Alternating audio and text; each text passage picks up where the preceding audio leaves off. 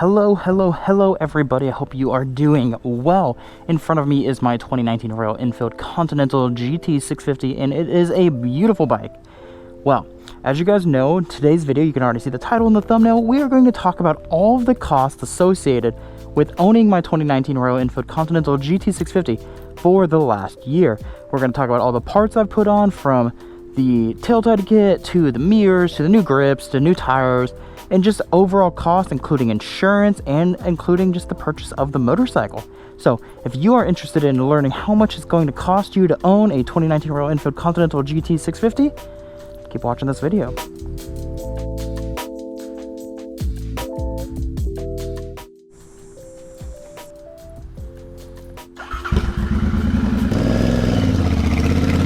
Alright, so now that we're back on the bike, let's talk about every single cost. I'm talking about everything. I'm talking about the cost of the bike, to all the documentations and insurance fees, sales tax, how much the first service cost, how much my tires were, and all of the costs associated with the parts that I've upgraded on the bike so far. So we're talking about split lane splitters, we're talking about single seats, we're talking about the seat cowl, the battery tender, the air filter, the LED blinkers from Moto Gadget. We're talking about everything. And there's probably going to be some things that I forget or leave off, so don't worry. If I do, I'll throw them in the comments below.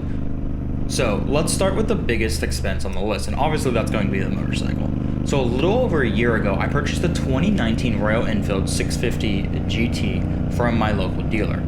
It was originally allocated to an older individual who no longer was able to ride, so I purchased it for $6,438, which is full asking price. Usually I get a lot of conversations around, oh, you paid the full asking price? I've never paid the full asking price, whatever.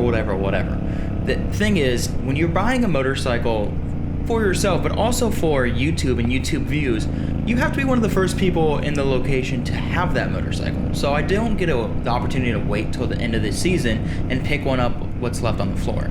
In addition, if you guys are following Royal Enfield in the States, there aren't any bikes available right now. They are sold out no matter where you go. So I had no issues paying the $6,438 for this bike.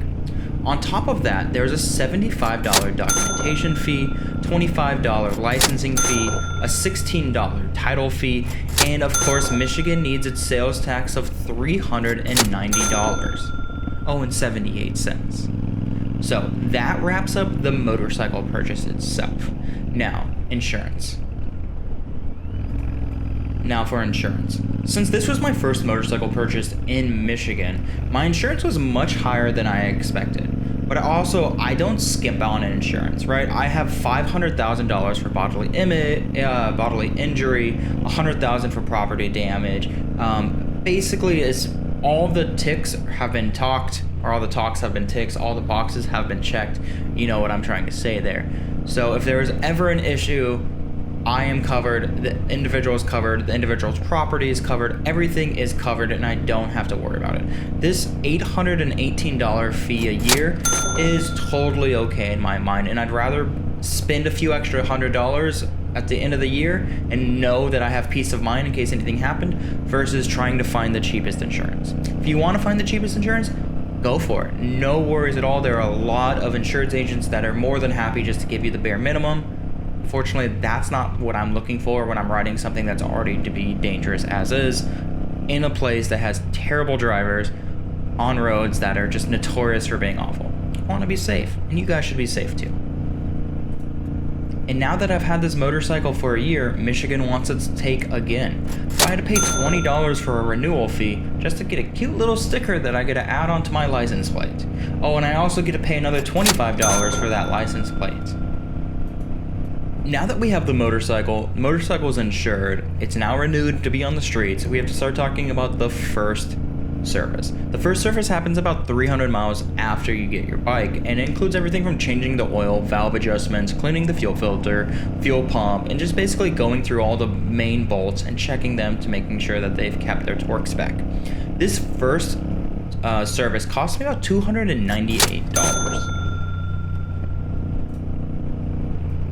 If you're mechanically inclined, you could definitely do this by yourself, but I was new to the area, I didn't have many tools with me, it just made sense for me to send it back to the dealership, pay the $298, and have the professionals do it.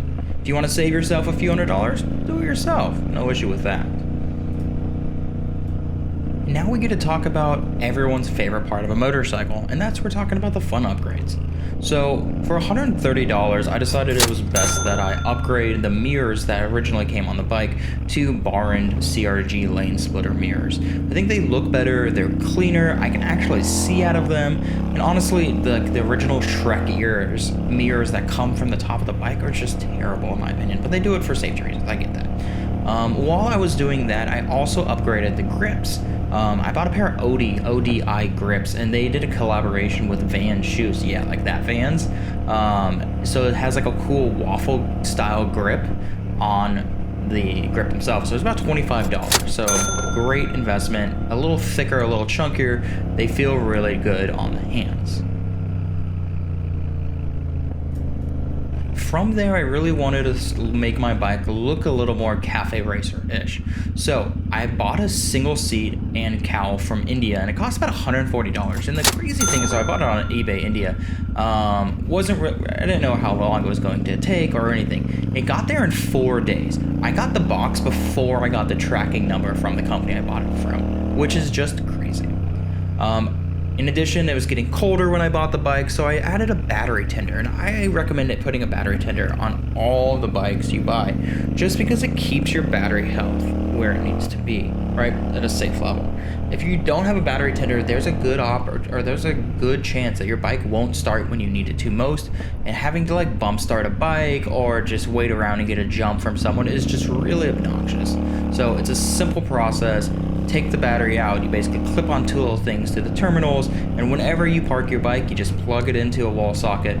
Super easy, highly recommend it, especially when it's only like $30.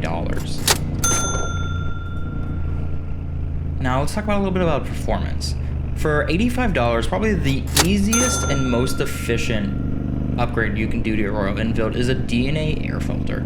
It's $85. In addition to that, you're also going to need the air filter cover, which is basically just a metal ring that sits the air filter into the traditional spot where it would go, and that's $35. It's really interesting because you can honestly hear the sucking noise from that air filter when you get on the bike. It is a really good sound.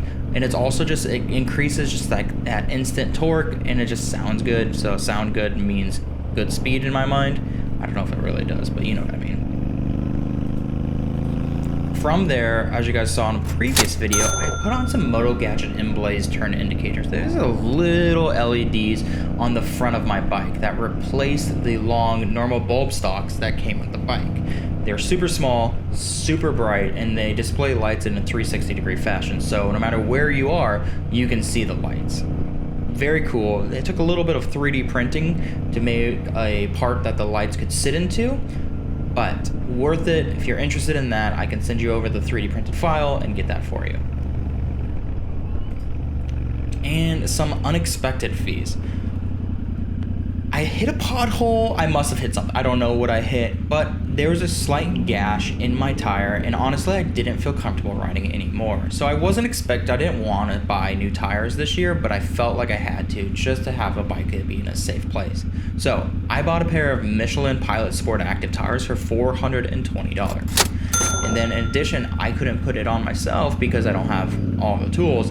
So I had to pay a shop guy $170 to install those tires. In addition to that shop labor, there was like wheel weights and stuff like that. But $420 for the tires, $170 for all of the installation and all of that. A little more expensive than I wish I had to pay, but you can't really trust the bike that has issues with the tires. It's the only form of contact that your bike has. If you have an issue with that, you can potentially have bigger issues down the road. So safe, spend the extra money if you have any issues like that. And here's the last thing that I've had to pay for this bike to be operational. $106 goes to fuel. So far I've gone 1,700 miles on this bike, averaging about 40 miles per gallon. So 1,700 divided by 40 equals 42.5 gallons of fuel. On average, I pay about $2.50 for premium fuel in Michigan, so that's about $106, which to be fair, it's not a lot of money considering how many miles I've gone on this bike. And the only other cost of something that I haven't put on the bike yet is I bought a pair of Revival Cycle integrated run brake turn signal taillights, which is basically a really cool strip of LEDs that have all of the running lights, the braking lights, the turn signals all attached into a single one. And the moment that I can chop my rear loop, I'm adding that so I can clean up that rear section just a little bit more. That costs $95 and it will go on the moment I can find a welder who has the time to cut that loop for me. So, altogether, my 2019 Royal Enfield 650 GT over the past year has cost me $9,337.78. Not too shabby. And I don't know where you're from, I don't know if the bikes are cheaper there, if you do all the work yourself, or if you have like a great hookup for free upgraded parts, but this is what you're going to expect when you buy a 2019 Royal Enfield 650 GT. Obviously, there's going to be plus or minus certain expenses if you don't do certain upgrades or you do more expensive upgrades, whatever it may be. In addition to this list, something that I have on the bike that I didn't pay for, but Royal Enfield sent over, was the pair of S&S exhausts that cost $475 not installed. But I installed those myself because it's a very simple process. But there are also a lot of things that you could do to the bike without spending a dime to upgrade it, right? Removing the mud guards, taking the reflectors off, removing the sissy bar, small things like this really clean up the look of the bike and are legitimately free. Unscrew some bolts, bam, you clean up your bike, make it sexy. So that's pretty much for this video right now, guys. I really appreciate you listening as I talk more about my Royal Enfield journey. I love this bike. I love everything about it. It is such a great and easy bike to ride, and I just wanted to be extremely transparent with all the costs associated with owning the bike. So, if you haven't already, we're at the end of the video. If you've made it 12.5 minutes in, hit that like button, hit that subscribe button, leave a comment.